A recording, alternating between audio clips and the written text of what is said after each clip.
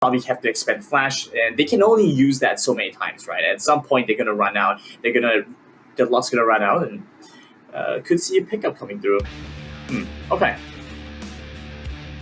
Well, we'll have to see here. We're just going to go ahead and lock in for the match. Of course, it's going to be Trueshot taking on Phoenix, Philippines. Moving forward with these ganks. Nice hook coming through again. Well, lands a hook. Is it going to be enough, though? Ashley forced the flash away there. Maybe a turn, but guess what? DX is right around the corner. Using that flag drag. It's a little bit too close underneath tower. And that is just going to be them backing off here, but still not able to find that next kill. But maybe a re-engage. Flash comes out. Not going to pull the trigger, though, on that rocket grab.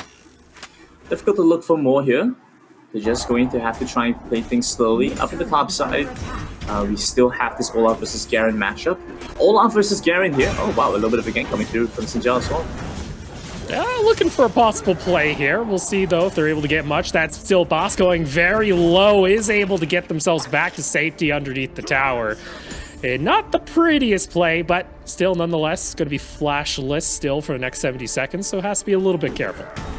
Not sure whether Sinjal had flash or not. If he did, that could have been a free kill, but these are the kind of things that might be missed out in translation. It's oftentimes very difficult to focus on these kind of minor things such as timing. But level 5 now onto this Olaf. If I'm not mistaken, Olaf should be able to handle this Garen in lane, provided they start with the same amount of HP, but wow, going aggressive here. That's aggressive. Meanwhile, bot lane, curtain call comes out. Frozen Kiss not able to find the kill. And topside, oh! It's a trade 1-for-1 as that last minion auto attack fell through, but now you start to see a bit of pressure coming out from Trueshot as they are able to start whacking away at this tower. Not able to get a plate just yet, but still, that pressure's starting to seep through, and this is kind of what we expected. You know, Trueshot, they have looked like the better team overall, and it looks like they are the ones being aggressive, especially in this bot lane matchup. Yeah, the bot lane matchup is definitely the strong suit. Trueshot oftentimes play to get Frozen Kiss ahead, so not so much of a surprise there, right? The interesting thing is up at the top side, the fact that Best Gamer was able to get the solo kill, and I mentioned that the Olaf beats out the Garen, provided that the Olaf is at least equal in HP. Going up against that, we saw how close it got, and this was after a health deficit. So might become a bit of a snowballing lane up in the top side, provided the Garen keeps shoving in the lane. You oftentimes see the wave state very close towards Team Phoenix's, very close towards the Olaf's turret. And this means a very long distance that the Garen has to try and move past in order to get back to the safety of his own turret. Bit of a catch over to the mid lane, looking like an engage coming in. The Jarvan drops the Cataclysm, looking for good damage. Flash away, plus the dash from Pixie gets into safety, but leaving the Sinjal defend for himself. And joining in, Blitzcrank gonna pick this one up. Nice charm comes through. And the flash from Jarvan to save his life.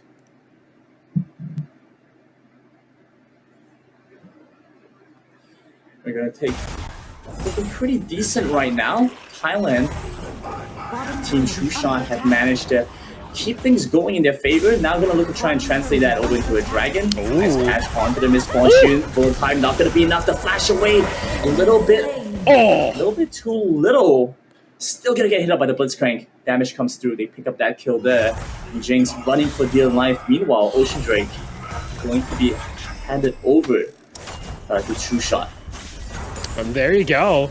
Another quick pick, and that translates, like we've mentioned before, the objective's key here for teams that want to close out games pretty effectively. And there you go, first dragon on the board here for Trueshot, and it's looking pretty good, especially via this bot side. And heck, top lane is not all that bad either. Boss, though, Boss may have to back off here. Doesn't pop the ultimate, did have it available, but decided didn't need to use it. Was happy soaking up some damage as they're just going to be able to stay safe underneath that tower.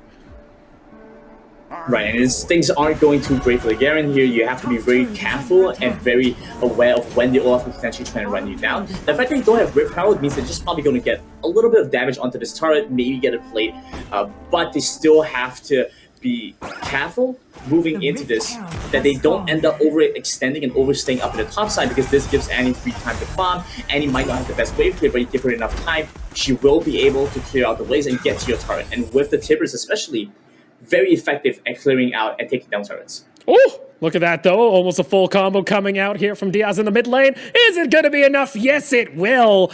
As there you go. It's going to be that solo kill. Meanwhile, bot lane, though, Frozen Kiss starting to get really big here on the Jhin. Kern Call once again going to be popped. Only one may survive here. There's your final hit. Does the first one connect? You damn right it does, as that's a killing spree for the Jhin. Great plays coming through overall, and just being able to constantly apply pressure in the lane they know they have to. Woo. Flashing in, going in for the kills, knowing when they have the windows to do so. They sack the top lane, they leave Olaf to his own devices. Meanwhile, they focus down to the bot side. Dixie doing well in her lane individually, but if she can't translate the pressure to the other sides of the map, then she isn't going to be able to provide relief for her team. So now here we go for Trueshot. A lot of hopes for this first win of the day going to be put here onto this Jhin. We'll see if Frozen Kiss is going to be able to perform when they need to. And so far, so good. 9-4 your kill count. Rift Herald is up on the map, so I'm interested to see now that that bot lane has been taken already, if they start rotating this bot side and start trying to take more objectives off the map before Phoenix can really scale up.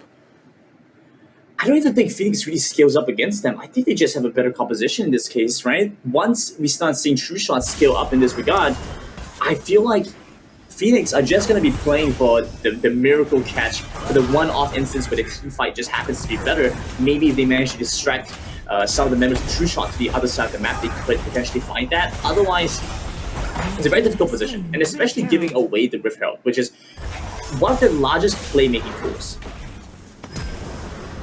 Well, speaking of playmaking, that's going to be Cataclysm and the bear being dropped here by the side of Trueshot. Really looking for a play. I don't blame him. If you're able to find one here, you can easily translate that into another tower with this Shelly in hand. It looks like Team Phoenix are going to be able to back off. Other quick note too, Frozen Kiss already picked up that GA, and you start to see this damage that comes out and just walks forward. It's a rampage for this bot lane. And right now, Curtain Call could be drawn if they want to go for it here once more. There you go, lines up, finds another, and these shots are continually on target. All four find their mark, and with that, the dive comes on through. Deadly Flourish into one final shot, and it's a double kill for Frozen Kiss. What an amazing play coming through. Frozen Kiss finally finding her time to shine. She's had such a tough time in a number of these matches where she's lost the game before she could even do anything.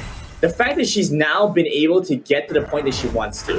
She has the items she needs, she has the damage, she can output them, and she doesn't have to worry about a significant threat that can potentially one-shot her or kill her off before the team can get to her. Perfect situation. And there we are, 12-4. Rift Herald still in hand as well. They didn't even have to use it for that top-tier tower. So if they really wanted to, could throw that down in mid lane, and there you go. Back to the objectives, it seems, here for Team Trueshot, because that is now going to be their second dragon secured of the game. Still going on the aggressive. They managed to pick up a couple of objectives, but you can tell that the objectives are kind of like in between things for them, right? They go for a play, they go for some other thing. They go for some other thing first. The dragons and the Rift Heralds are really kind of in between things. When you don't have much else you want to try and go for, you go for these objectives, these neutral objectives. They don't hurt. They help you out a little bit. So it's really just down to the side of Trueshot at this point to get Frozen Kiss up to a point of power, to get further ahead than she already is, which is quite hard to imagine, right? Considering how much impact she already has, but imagine if she gets to be stronger. Huh? Yeah. As time stands still for me, Grandin, so go ahead, it seems. There we go. We get themselves another one out of that one. Richard was popped down, actually, it seems, as that is going to be another kill coming through, and Phoenix need to start running. This tower's gone. It's not looking pretty, as unfortunately for them, Trueshot just barreling through the mid lane. It's too difficult to defend against this. At least they managed to take down the Rift Herald, so they don't have to deal with that ramming down the mid lane. But they're still not in a position they're comfortable with. You know, they have a composition that does well when they find picks, when they have a couple of good team fights, when they can split push a little bit. You know, that's the weakness that they've been facing. But otherwise, They haven't been able to work with that at all. The Olaf just diving into the backlines, Ignite taking down. They should be able to at least find one as he goes over aggressive. But honestly, to ask for that play to keep happening is really optimistic. So a bit rough overall there, unfortunately, and that's going to be it seems, as Phoenix have to back off. And this allows Trueshot to just go into the jungle, start siphoning that gold, and you can see that top side of the map looking pretty barren at this point. Maybe they get this one back, maybe they see this game taken. Not the case, but with as much control and as much as a gold lead that they have, they can easily threaten for this neutral objective if they want to start kind of teasing a Baron. I'm still curious about this Annie pickup because Annie hasn't had that much impact in the game. I feel like, yeah, it has been able to deal decently well in the mid lane, but of course, Ari, if I recall, has managed to find a couple of solo kills onto the Annie. So it's kind of an open question for me. Why exactly have they decided to go for this Annie? The Annie hasn't really impacted the game very much for the side of Team Trueshot. Frozen Kiss has been able to do plenty without having to rely on the Tibbers, without having to rely on the engage or the stun from this champion here. We'll see here. Can they turn this around? Yes, they can. The dive onto that Annie doesn't pay off. That's going to be now this Jhin pretty much going unstoppable, untouchable, it seems here. And looking very good here for the Thailand-based squad. Is now a quick rotation to the top side of the map if they wish to go ahead and thread and get themselves another pick. And it's just rotations after rotations and just a building of this gold lead as Hook only finds themselves some crux. But playing around the Baron right now, and it's a very real threat that Team Phoenix have to be aware of. Look at the damage onto the Garen. Oh my goodness. The crits! That's insane. Ragnarok is going to be popped here, but the Olaf just a little bit too far away. Curtain Call is available, instead opting just not to use it seems here. But again, 15 seconds onto the third Dragon. Deadly Flourish, not going to connect over there as that's actually going to be the kill as they do take out this Annie. But you gotta be careful how far they chase as Frozen Kiss, again, thinking about the ultimate, is going to lay it on down. Can they connect? Not going to be the case, but you see just how much damage those bloody traps are doing. And it's enough to put the Xin Zhao low enough to be finished off by the Cataclysm. In they go for the third Drake. You know what, when the traps are enough to start killing people, you have an issue, right? You have a really real issue. The fact that the Jhin has managed to reach this point of power without dying, without even being in threat to lose the Guardian Angel is a really bad message for Phoenix, right? Because the rest of the team, they can't do much. When you're running a Jinx, when you're running a Misfortune, you have damage, but these kind of damage over time. You don't have means to really kind of burst out the Jhin. And the only person that can do that right now is DS. But DS's issue is she has to get rid of the Guardian Angel first, but who can get rid of the Guardian Angel? She's the only one that can do that. So it's kind of like a chicken and egg issue. You know, she has to be the one to get rid of the Guardian Angel and get the kill, but she can't do both. She has to do either one. So you don't have enough of a secondary threat to really be meaningful enough to take down the Jhin in this case. Like, unless the Misfortune is able to get a full bullet time off and not get interrupted, which in itself has looked pretty risky for the amount of dives and just the... You mentioned, like, you know, maybe this Annie hasn't been doing a whole lot, but that's always the threat, is that you can just lay down a Tibbers onto the back line if they feel too comfortable, and it completely disrupts Phoenix's game. And now you see, oh, unfortunately here, up and toward the top side, it's just not looking that pretty. They are going to try and fight it back. We'll see. Cataclysm, though, brings the health bars down. And again, it's a legendary Jhin at this point. A flash on forward trying to finish it off. In comes that current call once more. It's a triple kill in the end. And oh boy, it is a slaughter. 21-6 and Baron now on the table for Trueshot. I mean, that's terrifying. When you walk in, get in a fight like that, and you lose so handedly, I think it's pretty indicative that the damage and the scaling on the side of Team Trueshot is too large to ignore at this point.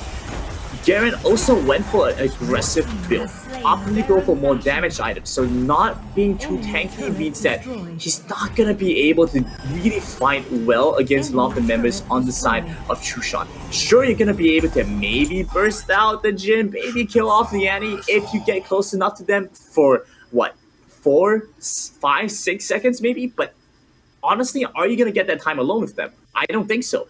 The Blitzcrank is always with Frozen Kiss, right? You're likely going to see the Jarvan with her as well. It's difficult to find those windows of opportunity on the side of this Garen here.